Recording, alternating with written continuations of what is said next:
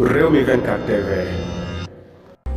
dal leen ak jàmm samedi 5 septembre mu mel ne Ousmane Sonko jamono yi ma nga ca hôpital principal ba léegi grève de la faim boobu nga xam ne rek kii di Serigne Mountakha Mbacké daal dina yónnee ci moom tàndarma rek ngir mu arrêté grève de la faim boobu moom moomee di Ousmane Sonko nangul Serigne Mountakha loolu kon boog ñu bari ci askan bi rek ñi ngi xaar ñu libéré ki nga xam ne mooy Ousmane Sonko bu fekkee ne rek libéré gun ki nga xam ne Ousmane Sonko wala ba léegi dafa am délégation boo xam ne nag war naa jóge ci Serigne Mountakha Mbacké rek daal di dem fële ci Ousmane Sonko ginnaaw boo xam ne màggal gi jaar na ku yëkkati yooyu la révélation mooy Mollah Morgan mi di ab activiste boo xam ne nekk na ca bitim réew di def ay révélation moom Mollah Morgan mi moo xam ne Ousmane Sonko jamono yi li muy xaar rek mooy délégation boo xam ne rek jóge na ci Serigne Mountakha Mbacké rek ngir rek ñu daal di mën a libéré ki nga xam ne mooy Ousmane Sonko mi nga xam ne rek yàgg na ca hôpital principal boo xam ne dafa amal ab grève de la faim boo xam ne rek boobu daal dina yàgg loolu daal dina toog ci 34 jours kon nag dakkal na ko kon daal nuñ ngoog Ousmane Sonko jamono yi rek jàpp na ne di leen ko libéré buñ sukkandiko ci activiste yi di Mollah Morgan ma ngay xam ne kon fi mu toll nii li ñuy xaar mooy